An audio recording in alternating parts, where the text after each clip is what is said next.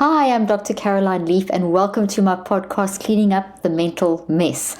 Well, welcome today from beautiful Miami. This is the beach, the sea behind me, and I thought it would help you feel happy as we discuss something that's really important, and that is boundaries that collide. You know, there's so much discussion about boundaries, and there's excellent books out there, and there's a general knowledge and awareness of the importance of a boundary and the realization that there's a pathway learning how to set a boundary and there's lots of great books about specific boundaries for specific situations. So I think we all get that having boundaries and creating them and respecting them is really important for our mental health. So I don't have to convince you about boundaries. I think pretty certain that you are convinced about using boundaries and how important they are. The issue comes in, however, and this came from one of our listeners, a question from a listener, and it's something that I've experienced, and that's why I decided to do a podcast on it. And when I chatted to my team, they've also experienced this. So I thought this is a great and important topic. And this is to discuss what happens when the boundaries that you need and the boundaries that someone else needs collide. So how do we deal with colliding boundaries? So you're in a family situation and there's boundaries needs to be set because of whatever, and you need your boundary and that person needs their boundary, and you both need them, and they're valid and justified and excellent boundaries, but for some reason they collide. What do you do? Okay, so over the next two podcasts, part 1 and part 2, I'm going to be discussing 4 neurocycles that you can do that will help to manage colliding boundaries. In this podcast, part 1, I'm just going to be talking very briefly, an overview of what happens inside, sort of the science of what happens inside the mind-brain-body connection as you negotiate and solve colliding boundaries. And if we don't solve them, what happens. And then I will also touch on the first neurocycle, because there's 4 neurocycles that I believe are very important that we can do, and each neurocycle will have its specific name. And there's 4 neurocycles that we can do that can help us with colliding boundaries. And these 4 neurocycles are dealing with self-reflection. So it's a self-reflection neurocycle for colliding boundaries. There's a communication neurocycle for colliding boundaries. There is a trust neurocycle for colliding boundaries, and there is a balance. I got lost there for a second. A balance neurocycle for colliding boundaries. So 4 neurocycles. Why neurocycle? As you know, if you've listened to me, I talk about the neurocycle, which is the system that I developed nearly 40 years ago on how you can get your messy mind under control and direct the neuroplasticity of your brain. So in simple language, how to manage your mind and change the wiring in your brain and body so that you can show up in a more peaceful and healthful, mentally healthful way in your life. Neurocycles are excellent for moment-by-moment stuff, so crisis in the moment, and also dealing with patterns in our life from traumas and so on. I've written a lot about this. I have a book called Cleaning Up the Mental Mess. I have an app called the Neurocycle. We'll put the link in the show notes if you want to find out more about those. Okay, so let's talk a bit about the science of negotiating and dealing with the colliding boundary. Okay, so the minute that we are created our boundary and we feel safe with that boundary, and the other person has created their boundary and they feel safe and it's helping them, but the collision starts. This collision, as we know, is going to cause a relationship issue. It's going to cause anguish, anxiety, frustration, irritation, all manner of those kinds of emotions, and change our behaviors. Our perspective could shift to being things like, oh, this is never going to work and it's a waste of time. Don't give up. Boundaries are never a waste of time, and any kind of conflict, including the conflict of a colliding boundary, are always worth negotiating, because everything that you do that moves towards creating peace amongst people is activating love inside of you and is so healthy for your mind-brain-body connection. We're wired for empathy and deep, meaningful connections. So having a colliding boundary stay there and not resolve it isn't going to actually help with what you need to function, what you deeply need for happiness and peace, which is dealing with conflict so that you can form deep, meaningful connections. So we can feel very attached to our boundaries and very and they've made us feel safe. So that's why when collisions do happen, it can result in a fair amount of conflict. And that's why we need to start with the very first one, which is self-reflection. And once you've gone into self-reflection, you need to know how to communicate. And once you've self-reflecting and communicating, you need to know how to bring a balance to everything. And then finally, you need to have trust involved. So we'll cover those three in the next podcast, and this one will be a bit more about the science, and the first one, the self-reflection neurocycle, to help with colliding boundaries. So when we don't solve our problems, when we stay in a collision, a boundary collision, we are going to increase, we're going to affect the frequencies of the brain, the energy of the brain. And when the energy of the brain is affected in a negative way, this affects the neurochemistry, and that then sends signals to our immune system to start going to self-protect mode, and that can affect, that then sends messages through our entire body, including our heart and our gut and everything, that something's wrong. And so that creates a whole response throughout the mind, brain, and body, because the mind's embodied. So specifically in the brain, and there's so many areas I can discuss, but I'm just going to sort of narrow it down to a simple way of understanding this. Specifically in the brain, when we have this kind of conflict happening, we're going to get high levels of high beta frequency. And when there's a lot of high beta frequency, that has been associated with anxiety, increased levels of anxiety. Now, increased levels of anxiety and high beta mess up chemicals. We're getting the whole physiological response, and that's going to affect our creativity, our insight, our communication, our deep, meaningful connections, how we function, etc. It's also not going to make us feel great. So we want to get beta. We want to use the high burst of beta to help us move into self-reflection. And then we want to start doing the self-reflection, which will then lower the high beta into a healthier low beta. When we do that, we're then going to increase the alpha frequency, which enables us to tune in and develop more insight between the conscious and the unconscious mind, where we've got a lot of wisdom. And we're also going to activate the gamma frequency, which means learning is going to take place. And we're going to activate a high level of delta and theta frequency in the area of the brain called the hippocampus. And I've got a brain here. I have a brain here. Okay, so the hippocampus is deep down inside the middle of the brain, little hooked structure that's kind of here inside the brain. So it's sort of back here. And that's when we are drawing on existing networks and on memories and on memories inside thoughts and on unconscious mind, we get a high level of alpha and delta in those areas, we see that kind of high level of activity of delta and theta in that area, which shows that we're thinking deeply and we're connecting the unconscious and the conscious mind. And that's great. So you can also have high levels of an increase in delta and theta when memories come up that are not great. So if a memory comes up in a collision between a boundary and it's of, this person always did this in the past, and that's the memory that comes up, that can increase your beta and can make you more anxious and less able to solve the problem. So what we need to do, why we need to start with self-reflection, is that we want to have our memories coming up, but we want our self-reflection to keep our beta levels at a calm state and to keep the alpha and theta in the right levels. Then we want to get a shift of activity, not just in the hippocampal area, but we want to get a nice balance of delta, theta, and beta, low beta, in the anterior cingulate cortex, which is kind of over here, which is very involved or becomes very active when we are dealing with emotional stuff and when we are getting cognitive fluency, when we're working things out. Also, we want the prefrontal medial cortex. So there's middle. Okay, there's frontal cortex, medial prefrontal. So more or less where my finger is over here. That's we want to see a lot of activity there. We want to see nice level of low beta, nice level of gamma, alpha, delta, theta. We want to balance between all the different frequency waves there, which shows that we're moving into a good, calm, reflective, analytical, realistic, insightful state.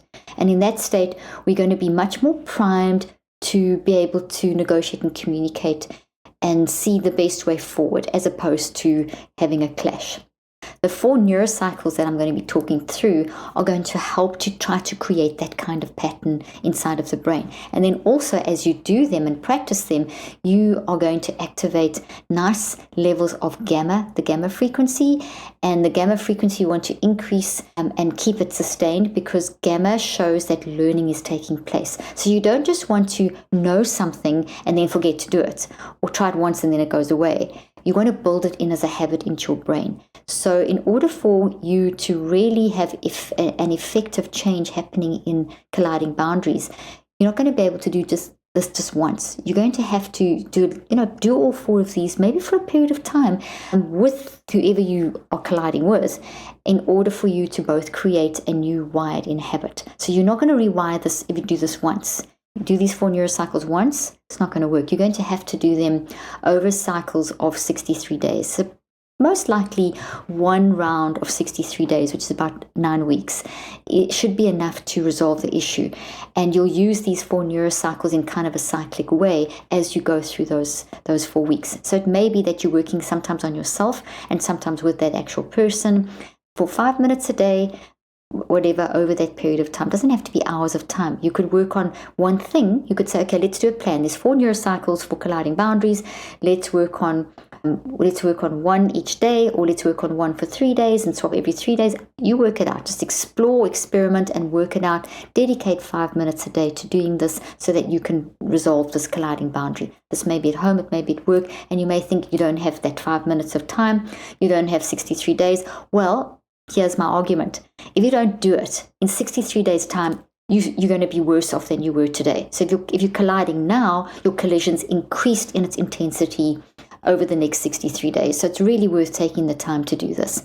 And it's really worth dedicating 5 to 10 minutes of your day if this is affecting how you are functioning in your mental health, either at home or in the work environment. So let's now talk about the first one. And the first one is the self-reflection neurocycle to deal with colliding boundaries. And self-reflection is what it says it is: how I look at myself. It's self-reflecting, looking at yourself in a mirror. If you want to do this in front of a mirror, you could. It's quite a fun exercise. I've done this with dealing with conflict resolution before, where we've sat 2 people on a chair that are in conflict in front of a mirror, and you kind of watching yourself. And it's like now I'm watching myself on camera, and you kind of you control yourself more because you can see yourself more. So you control your facial expression, you can control your tone of voice, your body language. When you see your face getting mad and your body moving forward, you can, tone that down a little bit. So that's not a bad idea to do self-reflection by literally looking inside of a mirror, putting 2 chairs and, doing it in front of a mirror. And honestly, it's quite funny. So it also brings a little humor in the situation, which is really great for calming down neurophysiology. And humor increases intelligence and wisdom. So you're going to resolve things more effectively and quicker. Okay, so, oh gosh, and another thing I want to say about self-reflection and using a mirror is that it's very often someone will tell you, and I know this has happened to me, where my kids say that I get this Queen Victoria look on my face if I disapprove. And I didn't see it until I did some self-reflection in a mirror. And my kids would say, look there, that's the face. And, so that worked. And sometimes I'll say to my husband, you've got that, you're doing this or this. And if you've put him, and I'd say, look, let's stand in front of a mirror and let's, talk about this. You see yourself and suddenly think, oh my gosh, I am doing that with my body. I am doing this move forward movement. My eyes are flashing. My hands are flapping around, and it is quite threatening. Let me take a deep breath. Let me calm down, etc. Just recently, we've been working with a dog trainer to train our 2 little Shih Tzus who are adorable, Nala and Simba. You've heard me talk about them before. But they just get super protective and get leash aggression when we're walking and they see other dogs. So we've been trying to teach them not to do that and whatever. And one of the biggest lessons I learned from this trainer was not only brilliant on how to train my dogs, and they're so much easier and better behaved, I learned something about me and self-reflection. I learned that the calmer I keep my body, and I know this, but it took me going to a dog trainer for my dogs to really apply this in my life. But it made me so intensely self-reflective about how am I using my tone of voice, my body, because the more worked up you are, like if you're telling your dogs, for example, don't do that, and you do that loud voice and you do that movement of your body, they don't understand human. They speak dog. So what they are picking up is the tension in your body through the leash, and they're picking up your tone of voice. So they're thinking, oops, mom's scared. I need to protect her. So let me go fight with that dog. I'd never looked at it like that. And I noticed that the calmer I stay, the more relaxed the leash is in my hand, etc., the calmer my dogs are, the quicker they listen to me. And so I found applying that in my self-reflection of a colliding boundary, or just self-reflection in general, has helped so much. So self-reflection is looking at yourself. And as I said, maybe you do it a bit on your own, do it with the person you're in collision with. I would do both, because that's what I've done and it works. And then you go through the neurocycle. For those of you that don't know what the neurocycle is, I mentioned that you can find out more about it in my app, the Neurocycle app, and also in my book, Cleaning Up Your Mental Mess. I explain it here. I have an app called Neurocycle. It's available on iTunes, Google, and web, and we'll put the links in the show notes. But basically, it's this 5-step process, very scientifically worked out. When you go through this 5-step system, each step is doing amazing things in your mind-brain-body connection. I actually have a table in here that shows you a simple summary of what's happening in the mind, the brain, and the body as you do each step. And as you do that, you are actually managing how your messy mind moves information, energy, electromagnetic energy, quantum energy, the neurochemicals, etc., through your brain and body, and influences genetic expression. So you're doing amazing things with the neurocycle. So the 5 steps are simple, but they do amazing things. Gather awareness, reflect, write, recheck, and active reach. Detail, as I said, in my books and details here, I'm just giving you the broad overview. So gather awareness is where you're gathering, the gathering concept, awareness of how you are doing something. So what I always say is to gather awareness of your 4 warning signals. And the 4 warning signals are your emotions, how you feel in your body, physical sensations, your behaviors, what are you saying and what are you doing, and then your perspective. Those are the 4 categories of signals. They're not illnesses, they're not symptoms, they are signals, and within those there are all the behaviors. Within those they're messengers, okay? They're telling us stuff. So in the self-reflect neurocycle for dealing with colliding boundaries, look at yourself. So first of all, gather awareness of what your boundary is. Name your boundary. Put it in a sentence. Now, gather awareness of how that boundary makes you feel, how the collision is making you feel, how the boundary is making you feel in your body, how the collision is making you feel in your body, how the boundary is making you behave, what you're saying and doing, and how the collision is affecting that, and your perspective. How is the boundary changing your perspective from how you're looking at life in the moment, and how the collision is making you feel. Now, you do that quickly, and now you gather an awareness, but you're writing it down. So, okay, what did I gather? My boundary is this, and these are the 4 signals, these are the 4 sentences. Write down 4 sentences. Write down the boundary, write down the 4 sentences. And then the reflect, how does it make me feel? And then add to that. Add to the writing down, not just how does the boundary make me feel, how does the collision make me feel, what does the boundary make me do, what does the collision make me do, all that stuff. Then you're going to also look at how often does this happen, time track it. Where does it happen? When does it happen? In other words, get the context, the who, the what, the when, the where, the why, the time tracking, the context. Write that down. Now, recheck, 4th step. Look at what you've written. This is what's happening, and this is now what am I going to do about it? How can I see this differently? How can I reconceptualize this? How can I recheck this to see and identify what was the trigger that activated that response in me, in the other person? What was the situation, and how can we change it? Okay, so it happened at this time. This is when it happens at nighttime, when we're tired, or it happens when we're cooking, or it happens here, or it happens. So in other words, look at look at what you've written and say, okay, how can I change this? What can I do about this? Could I say to the person, when you do this, this happens and this is how I feel, and could you change that and I'll change this? Can you do that? So in other words, go through each of your things you've written down and reframe it, reconceptualize it. Concept is what's there. Now look at that concept differently. Okay. And then create a little action. Okay. And the 5th step is the active reach. What can you do right now, today, in this moment, to help you cope with this collision? Because you're not going to solve it all today, but you'll be better off tomorrow and better off the next day. But what do you need to do now? Maybe it's something as simple as saying to that person, hey, listen, our boundaries are colliding. It's affecting both of us. Let's work on this together. There's an act of reach. Okay, so there is an example for you of a neurocycle for self-reflection to help with colliding boundaries.